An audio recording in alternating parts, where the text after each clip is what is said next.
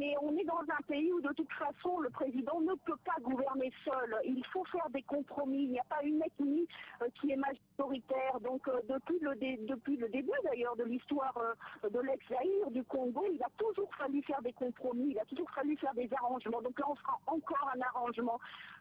Je vous signale quand même que dans l'entretien exclusif que nous avons eu avec Joseph Kabila, il nous a confié qu'il était ouvert à un gouvernement d'union nationale après les élections, s'il gagne, si possible, qu'il prenne un premier ministre issu de ces trois candidats pour un petit peu favoriser la paix sociale.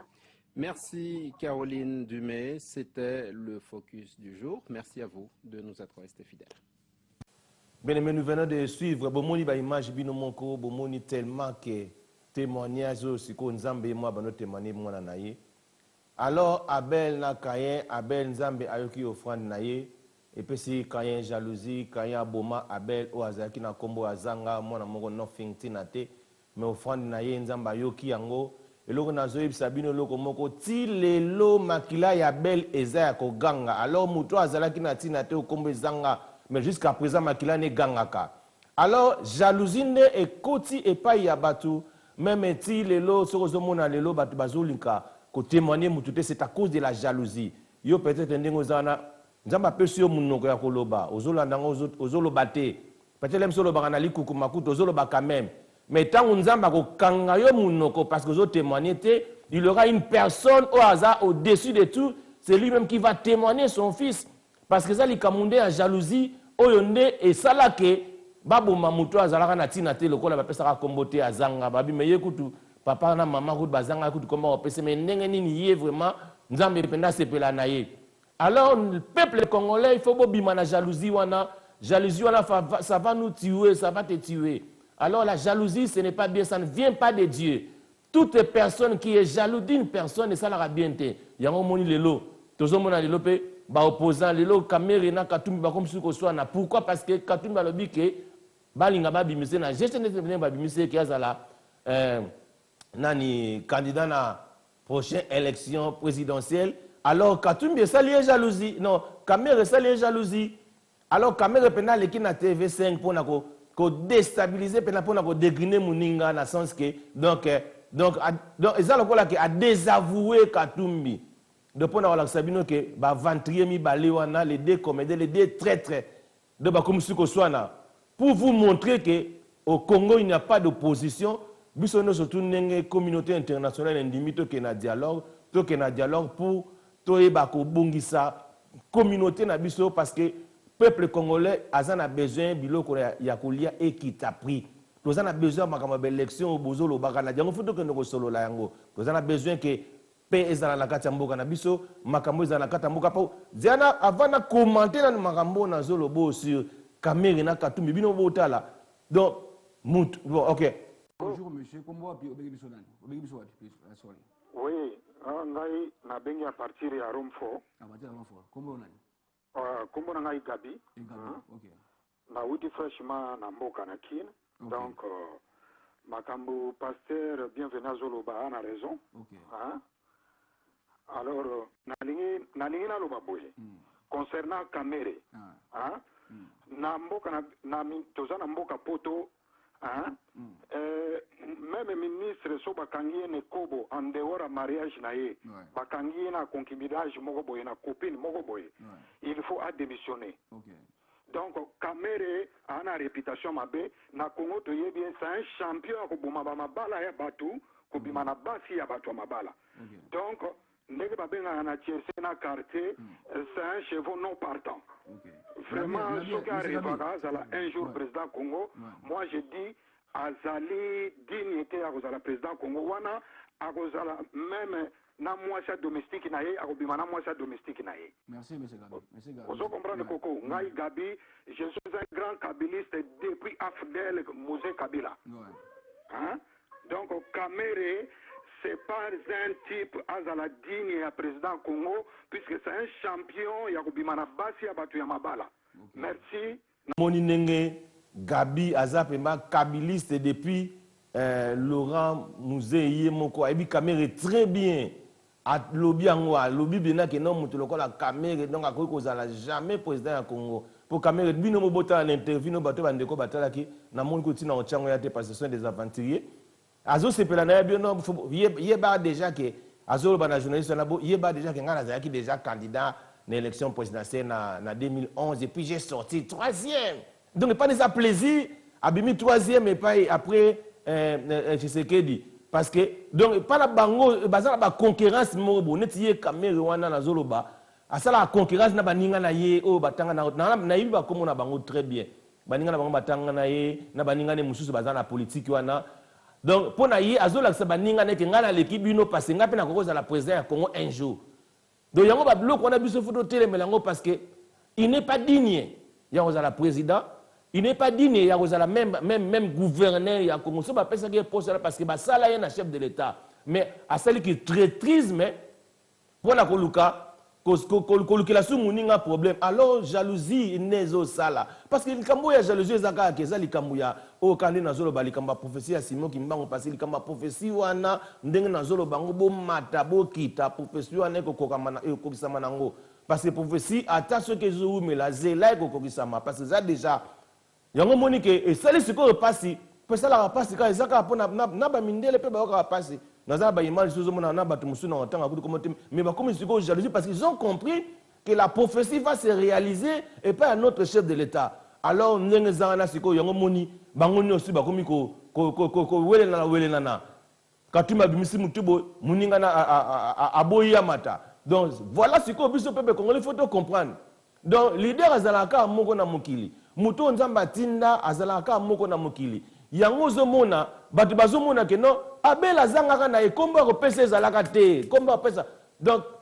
Adana F bazangaka kombo ba pesa Abel donc bazangi bazoluka deuxièmement na botami bazoluka ba pesa kombo ezate na ebito solo ne salama ce sont des mystères de Dieu ba bibo lokola azanga kombo pesa kombo azanga pona kisasa pe na ebi mona mobo kombo ne pesa naka azanga donc ba pesa kombo azanga parce que kombo ezate donc yana ye kaya ye barake oyo azati na te pasa na kombo te mais moto azanga kombo tant que salaki ba kena pesa offrande na bango ya yende azanga nzambe na yoki offrande na ye sikoyo tanga yoki offrande na jalousie ekoti epa ya kaye pa lukabo maye yango jalousie ezokota lelo oh nous sommes mona ba scénario ce sont des jalousies but baza jaloux mais quand même il faut témoigner.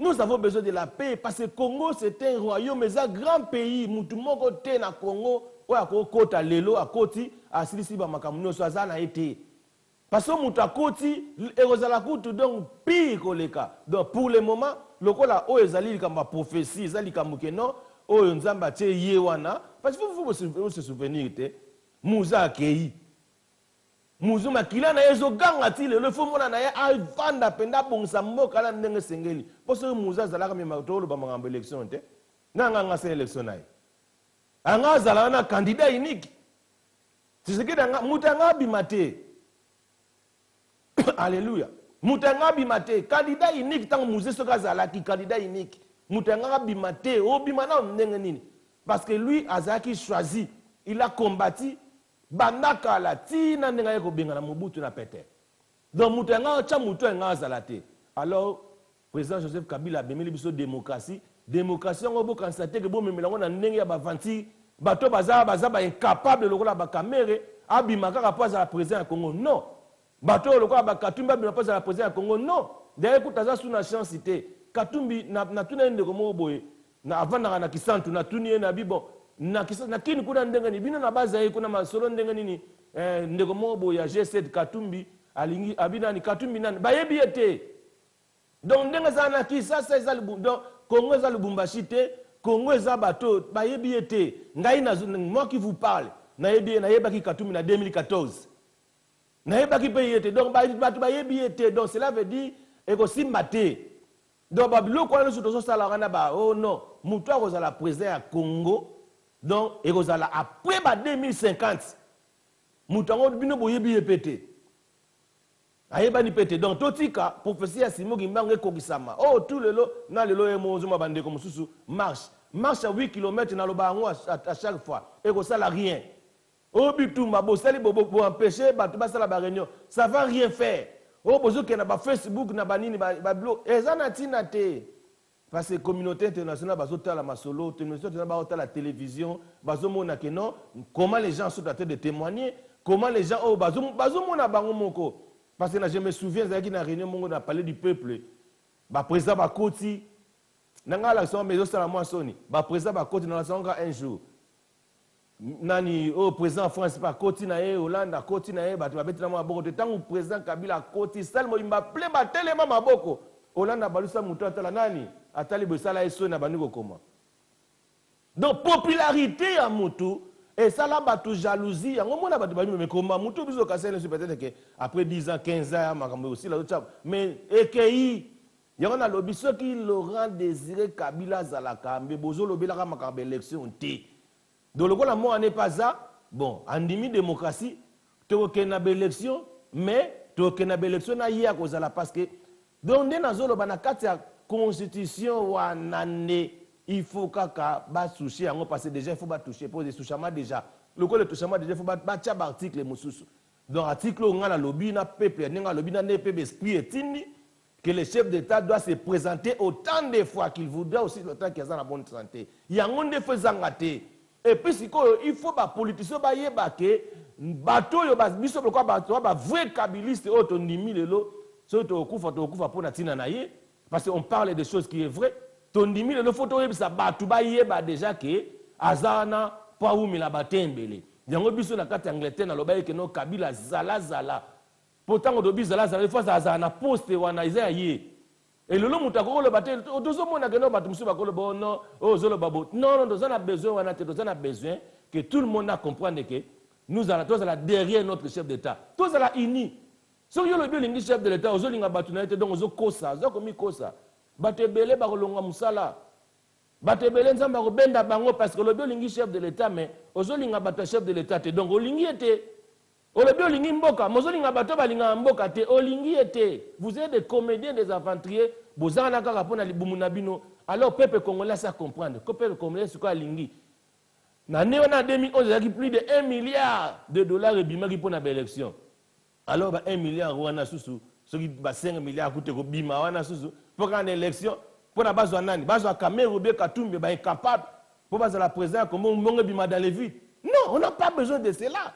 On a besoin de 1 milliard de dollars wana bazwa yango ba kotisa na kati ya fonds ya kati ya gouvernement pour quoi baisser les prix na kati ya mboka na biso biloko qui ta cher et qui ta moins cher ça ka fufe qui ta biloko tu qui ta moins cher congolais na mezi ya kolia ni kitoko bana ba kende classe bien ba hôpitaux ba sala ba école to ça na besoin mon wana ke na biloko wana que na élection pamba nous on n'a pas besoin de comme élection présidentielle pour monter au la biso ba congolais to boyi yango mona zo pesa ka tout à chaque fois na on pesa ka coup d'échappé par monsieur Nganda alingi ba élection na Congo te c'est bien parce que yebi que robel sambongo pour rien to ça na besoin que na boti kaye pour Nganda le baki clair na lobi que na soyi na mutangba na lobi clair boti kaye ti ta ya nzambe kokoka. Donc, si vous avez un poste, vous avez ayebi, ta oya pesa ki e o nenge professeur Obama ki tire ko kisama. Bo déranger été. Bino tout bozo yana parce que moi les lelo eza likamuke. Même bino bozo na gouvernement ba mususu. Tellement que oza proche ya chef de l'État mo lobaka rien. Proche ya chef de l'État mo vana na ozo banga ko bima parce que oh lem si ba ko mona yo ba ko beta bo banga toujours frappe. Mais tant que vous avez un salaire, vous avez bien la famille. Il y a un moment où vous avez un pas le clair. Alors, vous avez dit makila ya bel ti le gangaka. Oh, ndenge na zaawa, passez bienvenue, akoganga jusqu'à la fin de ses jours. Et même si vous la gangité, makila la ganga ti na fin de ses jours. Alors, je suis vraiment intouchable, je suis fier de cela. Parce qu'il faut être fier na yo. Parce que David Amanaroloba, Gérard grâce à Dieu, parce qu'il a créé une belle créature, il a comme ça. Bon, pourquoi pas un comme ça? Je suis fier de moi-même, je suis trop fort. Exemple, dans des moments, il y a Jidoka, oui, Maître Baïna, la télévision, Maître Baïna, Abani, Jidoka, troisième dame, très très très fort. Azassi n'est pas la troisième dame. Alors moi, je suis très fier de moi. Et je suis très fier parce que je suis kabiliste.